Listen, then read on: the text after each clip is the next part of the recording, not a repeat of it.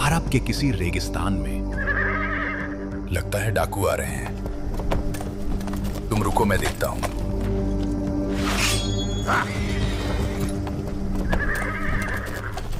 डरने की जरूरत नहीं, आज हम लूटने नहीं पूछने निकले हैं कि मोहम्मद हमें जिस अल्लाह की तरफ बुलाते हैं वो बना किस चीज का है। क्या वो सोने चांदी का बना है या वो लोहे का है?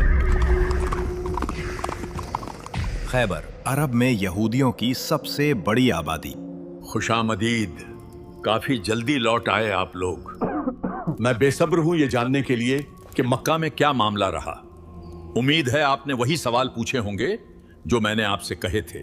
जी बिल्कुल, हमने मोहम्मद से पूछा कि अल्लाह ने मलाइका को नूर से बनाया है, आदम को मिट्टी से, इब्लीस को आग से और आसमान को धुएं से।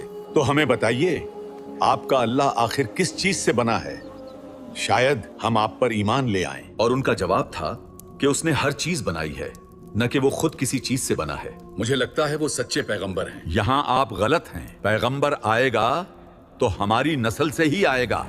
हर बार जब अल्लाह के नबी से कोई ये सवाल करता तो अल्लाह के नबी सल्लल्लाहु अलैहि वसल्लम वही जवाब देते जिसका हुक्म उन्हें अल्लाह ने दिया था। कहो कि वो माबूद बरहक जिसकी मैं इबादत करता हूँ अल्लाह है, वो एक है। अल्लाह बेनियाज है, वो न किसी का बाप है और न किसी का बेटा, और कोई उसका हमसर नहीं।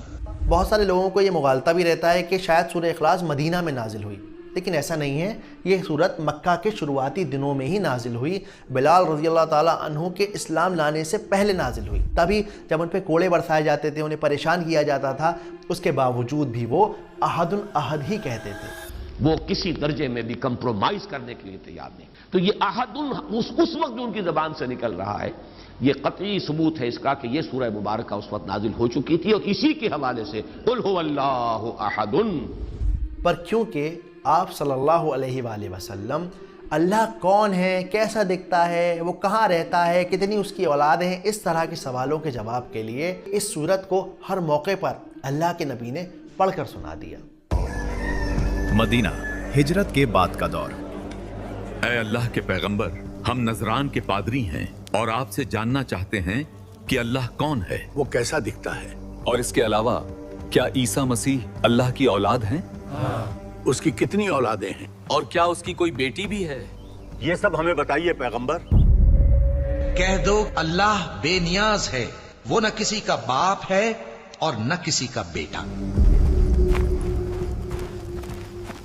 जब सहाबाओं को इस सूरत की इंपॉर्टेंस पता चली तो उन्हें इस सूरत से इतनी मोहब्बत हो गई कि दिन रात सुबह शाम जब मौका लगता वो इसे पढ़ लिया करते। सही बुखारी की एक हदीस में आता है कि एक सफ़र के दौरान एक सरदार पूरे रास्ते कुल हुवल्लाहु अहद पढ़ते रहे। सफ़र से वापस आकर सहाबाओं ने अल्लाह के नबी को ये बात बताई तो अल्लाह के नबी ने कहा कि उनसे कह दीजिएगा कि अल्लाह लव्स हिम, अल्लाह उन्हें महबूब रखता है। इसके अलावा हमें एक और मशहूर नरेशन मिलती है कि मदीना में एक सहाबी नमाज पढ़ाया करते थे और अल्हम्दुलिल्लाह रब्बिल आलमीन के बाद वो सूरह इखलास पढ़ा करते और उसके बाद कोई और सूरत पढ़ा करते। अब ये मामला कई दिनों, कई हफ्तों, कई महीनों तक चलता रहा तो पीछे नमाज पढ़ने वाले लोग परेशान हो गए कि भाई ये क्या मामला है। ये तो कोई तरीका नहीं हुआ नमाज पढ़ाने का। मैंने ढके छुपे लफ्जों में समझाने की कोशिश की, लेकिन वो रहे इमाम साहब, ज्यादा लोगों का जाना ठीक नहीं। अस्सलाम वालेकुम। वालेकुम अस्सलाम व रहमतुल्लाहि व बरकातुहू। आप लोग यहाँ सब खैरियत? हम आपसे ये कहना चाहते थे कि अल्हम्दु के बाद आप सिर्फ इखलास ही पढ़ाइए या फिर कोई और सूरत। अल्हम्दु के बाद 2 सूरतें पढ़ाना हमें कुछ ठीक नहीं लगता। तो आप ऐसा कीजिए, मस्जिद का इमाम किसी और को बना लीजिए। मैं सूरह इखलास पढ़ना नहीं छोड़ सकता।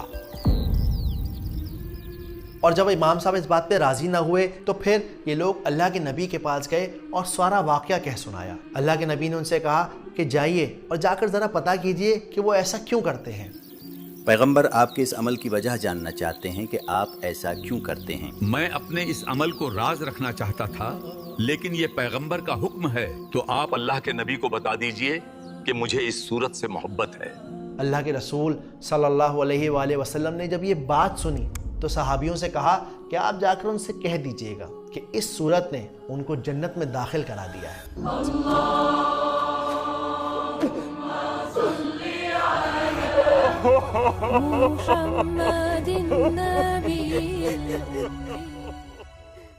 तो تو یہ تھی سورہ اخلاص کی بیک گراؤنڈ سٹوری۔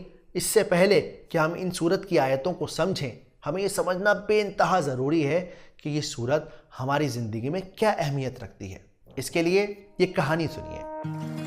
تو بات ہے 1930 کے بنارس کے۔ سید خاندان میں زیتونہ بھی جب شادی کر کے آئیں تو ان کی ساس نے انہیں ایک سونے کا ہار دیا۔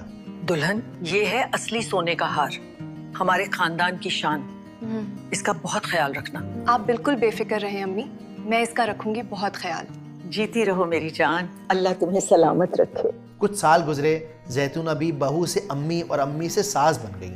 انہوں نے وہ ہار اپنی بہو کو دیا اور سیم وہی بات کہی جو ان سے ان کی ساس نے کہی تھی۔ دلہن، یہ ہے اصلی سونے کا ہار، ہمارے خاندان کی شان۔ آپ بالکل بے فکر رہیں امی، میں اس کا رکھوں گی بہت خیال۔ جیتی رہو میری جان، اللہ تمہیں سلامت رکھے۔ وقت کا پہیہ گھومتا رہا، نسلیں بدلتی رہیں، اور آخر ایک دن ایسا آیا کہ سید خاندان کے اوپر مصیبتوں کا پہاڑ ٹوٹ پڑا۔ سمجھ میں نہیں آیا کیا کریں۔